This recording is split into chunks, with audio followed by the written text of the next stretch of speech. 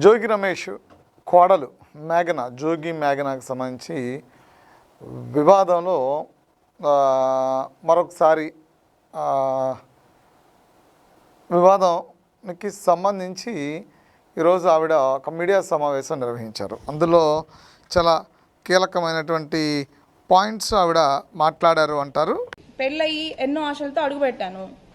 First తగిలిన shock ఏంటి అంటే అబ్బాయికి, రాజీవ్కి అసలు ఉన్న ప్రాబ్లం ఏంటి, మాకైన గొడవలు ఏంటి, ఆ విషయాలన్నిటినీ కూడా వాళ్ళకి తెలుసు. అయినా కూడా నేను వాళ్ళ ముందుగా మా మమ్మీ డాడీ కంటే ముందుగా వాళ్ళే మా మమ్మీ డాడీ అనుకొని, వాళ్ళే నా తల్లి తండ్రి అనుకొని వాళ్ళకే చెప్పుకున్నాను నా కష్టాలన్నీ కూడా. ఇట్లా జరుగుతుంది, ఇలా జరుగుతుంది, ఇట్లా నాతో సరిగ్గా ఉండట్లేదు అని చెప్పి. కానీ మమ్మల్ని ఇద్దరిని పక్క పక్కన కూర్చోబెట్టి ప్రాబ్లం ఏంటి అని అడగాల్సింది పోయి మా అత్తగారు శకుంతల నాకు అదేంటి అదనపు కట్నం కోసము నన్ను అన్ని విధాలుగా ఇబ్బంది పెట్టారు. వాళ్ళ ఫ్యామిలీ అంతా కూడా. మీరు ఖచ్చితంగా అది మొన్న బయటికి వచ్చిన ఆడియోలు వీడియోల ద్వారా చూసే ఉంటారు నన్ను ఏ రకంగా ఇబ్బంది పెట్టారని. అయితే అవి కొన్ని మాత్రమే. ఇంకా కూడా నేను చేసిన ఒక్క విషయం ఏంటంటే, నాకు జరిగిన అన్యాయము, నేను ఎదుర్కొన్న ఇబ్బందులు ఖచ్చితంగా అతను పొలిటికల్ బ్యాక్గ్రౌండ్ అండి. మాది అసలు పొలిటికల్ బ్యాక్గ్రౌండ్ కాదు, మాది కంప్లీట్గా బిజినెస్ బ్యాక్గ్రౌండ్. మాకు పొలిటికల్కి బిజినెస్కి అసలు సంబంధం లేదు. సో నేను అదేవిధంగా మా అత్తమ్మ మామయ్యకి నాకున్న ప్రాబ్లమ్స్ని చెప్తే అది పక్కన పెట్టి, మీరు విన్నట్టు మొన్న ఆడియోలో ఇన్నోవా పెళ్ళైన కొత్తలోనే అండి, మాది May 28, 2025కి పెళ్ళైతే నెక్స్ట్ ఒక 1 monthలోనే ఆషాఢం రావడం జరిగింది. అయితే వెళ్లే ముందే 1 weekలోనే నాకు ఫస్ట్ షాక్ రాజీవ్తో తగిలింది.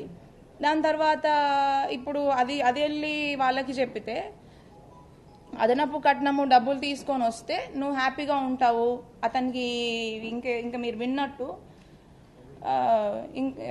నువ్వు అదే అతనికి ఫీలింగ్స్ వస్తాయి అనేలాంటి బాధాకరమైన విషయాలు మాట్లాడింది. ఒక ఆడదానిగా ఒక తల్లి స్థానంలో ఉండి అర్థం చేసుకుంటుందేమో, తనకు కూడా ఒక ఆడపిల్ల ఉంది కదా అని అనుకున్నాను. బట్ అది కంప్లీట్గా ఆపోజిట్ అని చెప్పేసి నాకు పూర్తిగా అర్థమైపోయింది. సో నేనేమంటానంటే, అందులో కీలకమైనటువంటి పాయింట్స్ ఏమున్నాయి అనే దాని మీద అసలు జోగి రమేష్ కుటుంబ వ్యవహారంలో నిన్న జోగి రమేష్ ఒక మీడియా సమావేశం పెట్టి దాని ద్వారా మీడియాలో దీన్ని ట్రయల్ చేయడం ద్వారా, లేదా మీడియాలో అత్యుత్సాహం అంటే ఎక్కువ శాతం కుటుంబ విషయాన్ని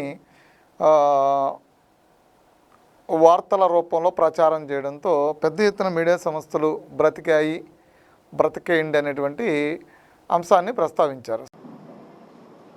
పని కట్టుకొని యూట్యూబ్ ఛానల్స్ నెల రోజుల పాటు మా కుటుంబం మీద వ్యాపారం చేసుకున్న కొంతమందిని అడుగుతా ఉన్నా, ఇది మీకు భావ్యమా అని అడుగుతా ఉన్నా, మీకు పిల్లలు లేరా అని అడుగుతా ఉన్నా, మీరు పెళ్ళిళ్ళు చేయలేదా అని అడుగుతా ఉన్నా. మా మీద కేసు పెట్టిన మేఘనమ్మకు కూడా తెలుసు, ఆమె మనస్సాక్షికి కూడా తెలుసు.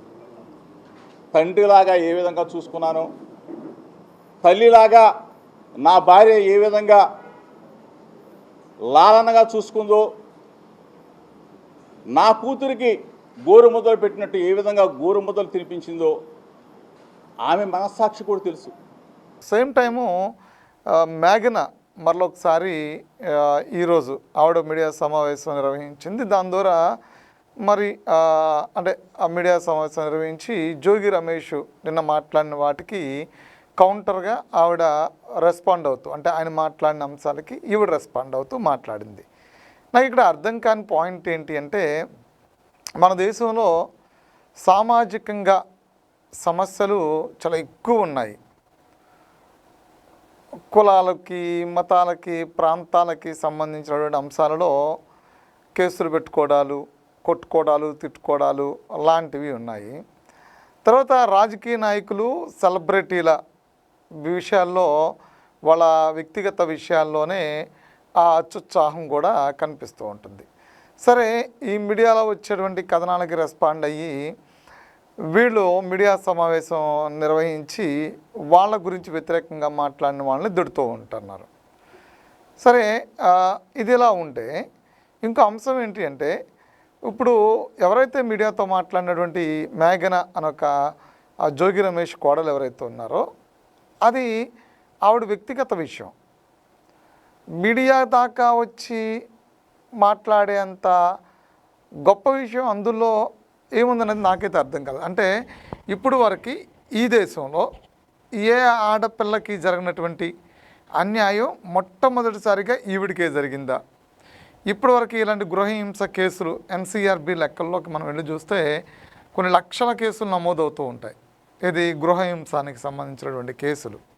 సో ఇందులో కొంచెం ఇది డిఫరెంట్ అనుకుంటా. ఇది ఆ జోగి రాజీవ్ అనేటువంటి వ్యక్తి ఈమెతో సంసార జీవితానికి పనిచేయడం అనేటువంటి విషయం ఒక డిఫరెంట్ అనుకుంటా. సో మొట్టమొదటిసారిగా మన దేశంలో లేదా మనకి స్వాతంత్రం వచ్చిన తర్వాత లేదా బ్రిటిష్ వాడు పరిపాలించిన కాలం నుంచి లేదా ఈ భూమి మీద మనుషుల ఒక జీవన విధానం మొదలైనప్పటి నుంచి మనిషి కోతి నుంచి మనిషిగా అవతరించినప్పటి నుంచి ఉన్నటువంటి మొట్టమొదటి సమస్య ఇది ఒక్కటేనా? అంటే ఈ ఒక్క ఆవిడకి వచ్చినటువంటి సమస్యనా అనేది నాకు అర్థం కాలేదు. ఎందుకంటే ఆవిడ మీడియా సమావేశం నిర్వహించి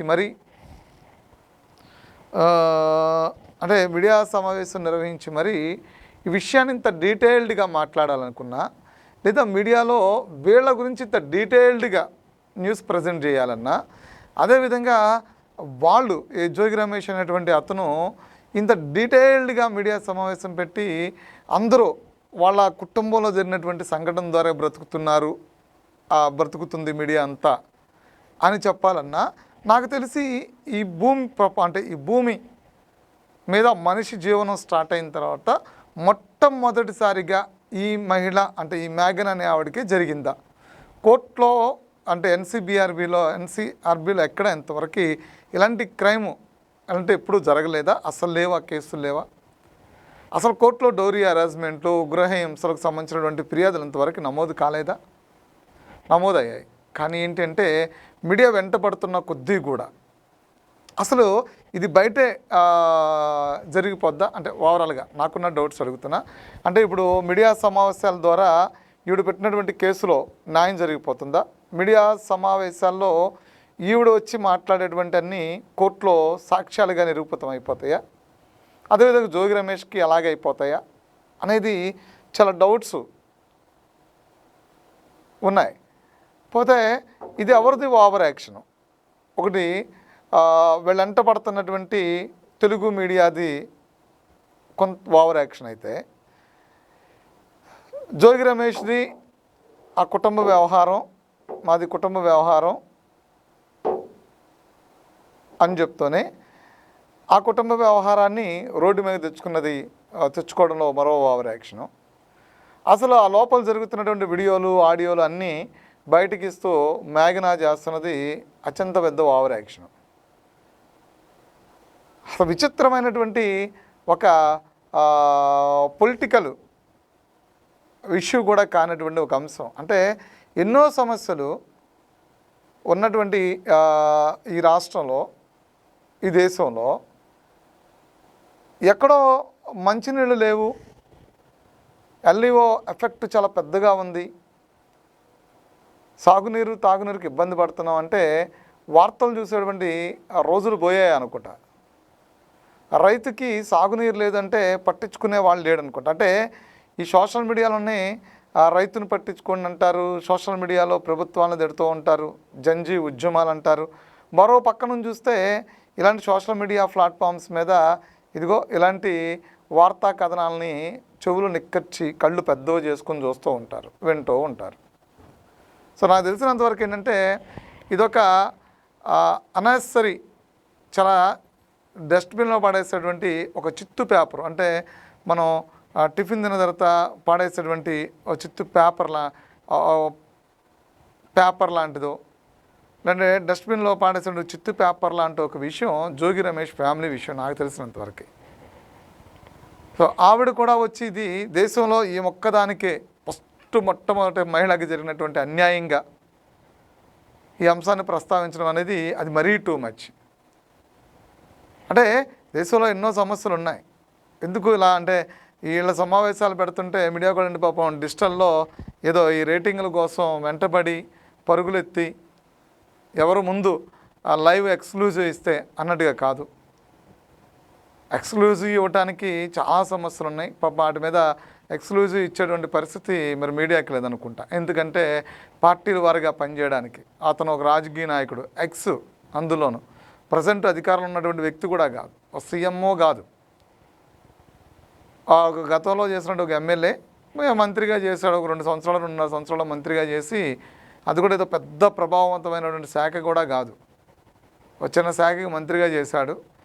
మంత్రి పోయే, ఎమ్మెల్యే పోయే, అన్నీ పోయే ఇంట్లో కూర్చున్నాడు, ఏదో పిచ్చ రాజకీయాలు చేస్తుంటారు. అయితే పార్టీల పరంగా ఛానల్ ఏ భావజాలంతో ఉంటున్నాయి కాబట్టి ఆ భావజాలంతోనే ఇలాంటి ఒక అంశం దొరికినప్పుడు వాడుకోవడం తప్ప ప్రజలకు ఉపయోగపడినటువంటి అంశం కాదు.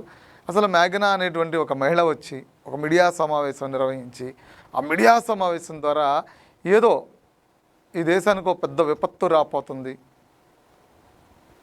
అంటే ఒక పెద్ద కార్గిల్ వార్ జరగబోతుంది అనే రేంజ్లో బిల్డప్ ఇచ్చి మీడియా ముందుకు వచ్చి కన్నీళ్లు గార్చి ఓవర్ యాక్షన్ చేసినంత మాత్రాన ఏమొస్తుంది? ఇప్పుడు ఈవిడికి కొత్తగా ఏదైనా మహిళా సంఘాల నుంచి మద్దతు గల ఆల్రెడీ పోలీస్ స్టేషన్లో కేసులు పెట్టే విషయం కోర్టు పోయే, రేపొద్దున ఆ సాక్ష్యాలు ఆధారాలన్నీ పరిశీలించిన తర్వాత కదా కోర్టు తీర్పులు ఇవ్వాల్సింది. సో ఈవిడికి అతనికి ఏదో సంసారానికి పనిచేయడు అని దాచి కుటుంబం పెళ్లి చేసినంత మాత్రాన వాళ్ళకైనా జీవిత ఖైదులు యావజ్జీవాలు పడతాయా? అతను అసలు ఆ కుటుంబంతో అసలు ఆ విషయం షేర్ చేసుకున్నా లేదు ఎవరికైనా తెలుస్తుంది? అసలు ఇవన్నీ కూడా ఎలాంటివి అంటే మాట్లాడుకోవడం కూడా టూ మచ్గా ఉంటాయి. అంటే ఏంటంటే సింపతి సానుభూతి కావాలా? ఈ దేశంలో ఉన్నటువంటి మహిళలందరూ కూడా మీకే వచ్చి మద్దతు ఇచ్చి మీకోసం ఫ్లంక్ కార్డ్స్ కట్టుకుని ఉంచున్నా మీకు కొత్తగా జరగాల్సినటువంటి న్యాయం ఏంటి? నాకు తెలియక అడుగుతున్నా, జస్ట్ ఆస్కింగ్. ఇందులో మీకు మళ్ళీ కొత్తగా కావాల్సినటువంటి న్యాయం ఏంటి? అంటే పోలీస్ స్టేషన్కి వెళ్ళారు, కేసులు పెట్టారు, విషయం కోర్టుకు వెళ్ళింది. ఇంకా మీడియాలో సమావేశాలు నిర్వహించడం ద్వారా, లేదా జోగి రమేష్ కౌంటర్ ఇవ్వడం ద్వారా, లేదా జోగి రమేష్ కోడలను కూతురా చూసుకున్నాను చెప్పడం ద్వారా అతను పెట్టిన కేసులు ఏమన్నా కొత్తగా పోతాయా? ఛాన్స్ లేదు. కోర్టు పూర్తిగా విచారణ జరగాల్సిందే. అలాగే ఈవిడ మళ్ళీ వచ్చి కొత్తగా కన్నీళ్లు గార్చినంత మాత్రాన ఈ దేశంలో నుండి మహిళలందరూ వచ్చి కూర్చోవడం వల్ల కొత్తగా జరిగే న్యాయం ఏమైనా ఉందా? వీళ్ళందరూ రావటం వల్ల కొత్తగా వాళ్ళకి పడే శిక్షలు ఉన్నాయా? అంటే మన రాజ్యాంగంలో ఏ కేసుకి ఎంతవరకు ప్రభావం ఉందో ఆ సెక్షన్లు ఎంతవరకు ఉన్నాయో అంతవరకు మాత్రమే వాళ్ళని చర్యలు తీసుకోవడానికి అవకాశం ఉంది. అంతే తప్ప మీడియాలో వచ్చి ఏడ్చినంత మాత్రాన కొత్తగా సెక్షన్లు ఏం మారిపోవు, వ్యవస్థ ఏం మారిపోదు. సో కాబట్టి ఏంటంటే టైం కిల్ చేయొద్దు. ఈ జోగి రమేష్ కావచ్చు, వాళ్ళ కోడలు కావచ్చు, వాళ్ళు టైం కిల్ చేయొద్దు.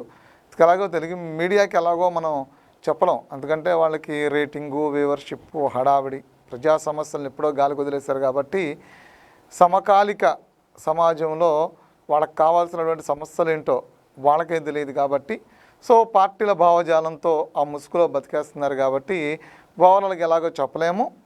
కానీ ఇక్కడ మాత్రం చెప్పగలిగింది ఏంటంటే ఎలాగో వీళ్ళకి చెప్పలేము. కాబట్టి మీరైనా మీడియా టైం వేస్ట్ చేయకుండా, మీ సమస్య ఏమి అంత పెద్ద సమస్య ఏమీ కాదు, కోర్టు పరిష్కరించదగ్గ సమస్యే, ఎప్పుడైనా సరే మీరు కాంప్రమైజ్ అవ్వక తప్పదు.